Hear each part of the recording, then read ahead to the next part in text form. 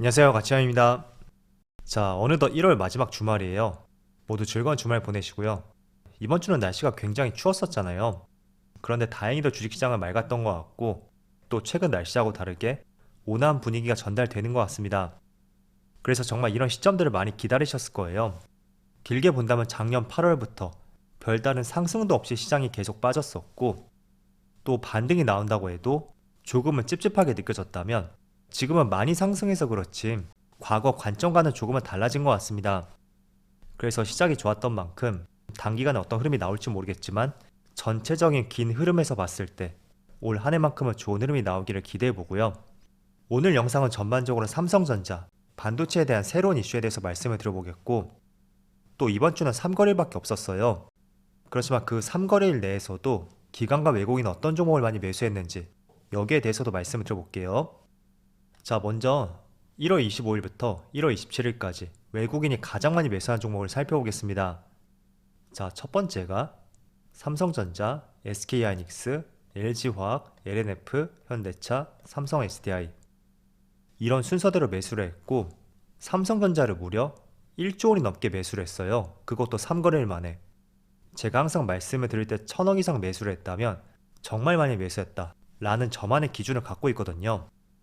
그런데 3거래일 만에 1조 원이 넘는 순매수가 들어왔고, 하이닉스도 1000억이 넘는 순매수가 들어왔었죠. 그리고 그 뒤를 이어서 LG화학하고 LNF, 또 삼성 SDI까지 대표적으로 2차전지 관련주를 매수했어요. 그래서 2차전지와 반도체에 집중을 했던 것 같고요. 일단 삼성전자는 어제까지 외국인의 17거래 연속의 매수가 들어왔어요. 그래서 그만큼 강력한 매수가 들어오고 있다고 생각이 되고, 또 지금 주가 흐름을 보더라도 직전 고점을 돌파했죠.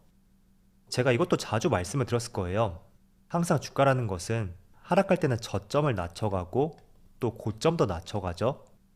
이런 흐름들이 나올 수밖에 없고, 반대로 상승할 때는 고점을 높여가고 또 저점도 이렇게 높여갈 수밖에 없습니다. 그래서 그런 관점에서 작년을 보면, 자, 이렇게 역 헤드앤숄더 패턴을 만들고 저점을 높여갔죠. 그리고 고점도 높여갔습니다. 때문에 이런 패턴 한번 기억해 보시면 좋을 것 같고, 그 과정에서 외국인들의 압도적인 매수가 들어오고 있다, 이거는 추가적으로 더 상승할 여지가 많다는 것을 나타낼 수밖에 없다고 보고 있습니다. 물론 짧은 기간에 많은 상승이 나왔던 만큼 일시적인 조정은 들어올 수 있겠죠. 그렇지만 방향성 자체는 이제는 상승 쪽으로 조금은 바뀌지 않았을까, 이렇게 봐도 좋을 것 같아요. 그리고 추가적으로 나온 재료를 살펴보면, 삼성전자와 SK하이닉스에서 D램 과잉 재고를 처분하기 위해서 거의 폭탄 세일을 하고 있었거든요. 그래서 평균 판매 가격보다 40% 낮은 가격으로 D램 재고를 털어내기 시작했어요. 그런데 어제 나온 기사를 보면 40%가량 낮췄던 D램 가격을 다시 정상화하고 있다는 이슈가 나왔고, 이건 어떻게 본다면 재고를 많이 털어냈다는 다른 의미가 될 수도 있잖아요. 그래서 과잉 재고가 많이 해소가 되었다고 생각이 되고, 또 여기 나와 있는 것처럼 스마트폰하고 서버, 전방 수요도 점차 정상화될 조짐을 보이고 있다고 발표가 나왔어요. 일단 스마트폰은 중국의 리오프닝에 따른 중국 수요, 이게 크게 작용을 하는 것 같고, 또 서버 같은 경우에는 본격적으로 2분기부터 인텔의 차세대 CPU가 출시될 예정입니다.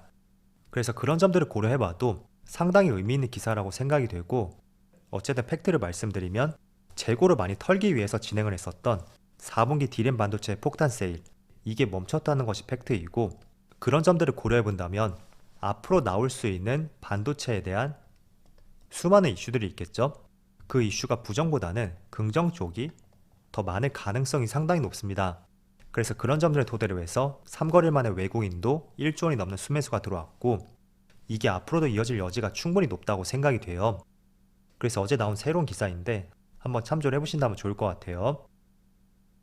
그래서 반도체에는 삼성전자, SK하이닉스 모두 동일하게 보시면 좋을 것 같고, 그리고 이어서 추가적으로 LG화학, LNF, 삼성 SDI, 그리고 조금 밑에 에너지솔루션까지 2차전지 업종도 상당히 많이 매수했어요.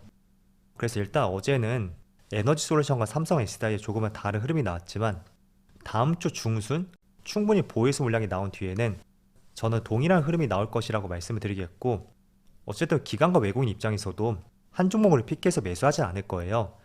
분명히 2차전지 전체를 매수할 수 있는 패시브 자금들이 들어올 것이고, 그런 점들을 고려해 본다면 업종 전체가 같은 흐름이 나올 가능성이 높으니까 일단은 다음 주가 정말 중요한 흐름이 될 것 같습니다. 그리고 추가적으로 현대차도 많이 매수했어요. 일단 현대차는 이틀 동안 매수세가 들어왔죠. 그렇지만 저는 자동차 관련주는 반도체보다 어려운 게 정말 자동차 관련주인 것 같아요. 자, 이렇게 흐름을 보면 길게 볼게요. 월봉상으로 보면 반도체는 그래도 쉬어가는 구간이 2년 정도 있다면 자동차는 그런 게 정말 보이지가 않아요.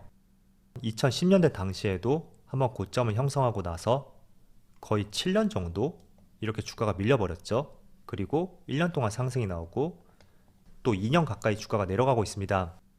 그래서 다른 자동차 기업들을 비교해보면 글로벌 기업들은 그래도 사이클이 존재하는 것 같은데 유독 국내만큼은 그런 흐름들이 보이지 않는 것 같습니다. 그래서 단순히 재료와 실적만 본다면 충분히 반등할 수 있는 여지가 높다고 생각이 되죠. 그리고 전기차 비중 확대라든지 또 미래 모빌리티 이런 것들을 고려해봐도 충분히 상승할 여지가 있다고 생각이 되지만 유독 자동차 관련주만큼은 그 흐름이 정말 더딘 것 같아요. 그래서 저라면 차라리 자동차 관련주를 매수한다면 미국의 테슬라를 매수하는 것이 낫지 않을까 그런 생각이 들고요.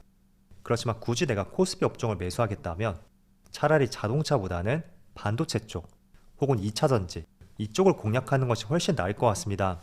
결국 2차전지 관련주는 현대기아차뿐만 아니라 테슬라, GM, 포드, BMW 전 세계 시장으로 공급이 가능하잖아요. 그래서 그런 점들을 보시면 좋을 것 같고 팩트는 흐름이 정말 느리다. 이거는 정말 사실인 것 같아요. 다시 일봉으로 볼게요. 자, 그래서 외국인은 이렇게 정리해 보고요.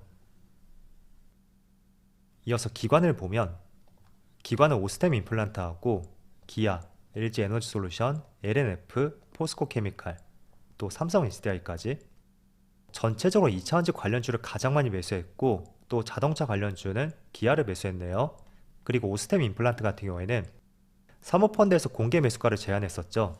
그게 아마 18만원 정도 되었던 것 같은데 그래서 주가도 지금 19만원 근처까지 올라왔어요. 공개 매수 가격이 18만원이 아니라 19만원이었던 것 같아요.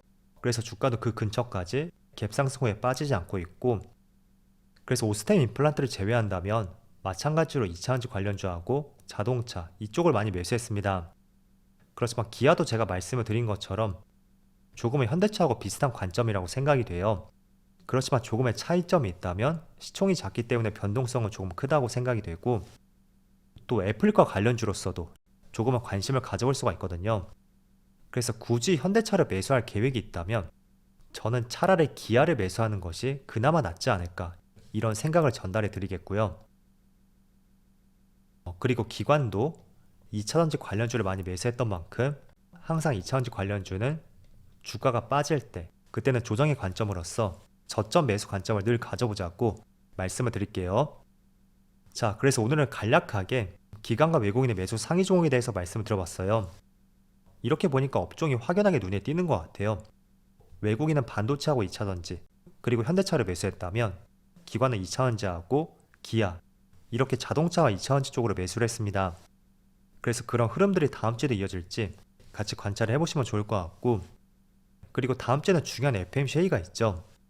그런데 그동안 시장이 많이 상승이 나왔던 만큼 어쩌면 FMC 당일날 정말 티끌만한 악재가 나온다고 해도 그걸 빌미로 삼아서 차익 실현할 가능성도 충분히 높은 시점이 될 수도 있습니다. 그래서 그런 점들을 한번 고려를 해보시고요. 적절하게 여러분들의 계획을 세워보시면서 다음 주에도 성공 투자를 제가 기원해 드릴게요. 자, 그럼 오늘 영상 여기서 마치도록 하고요. 언제나 여러분들의 성공 투자를 기원하도록 하겠습니다. 감사합니다.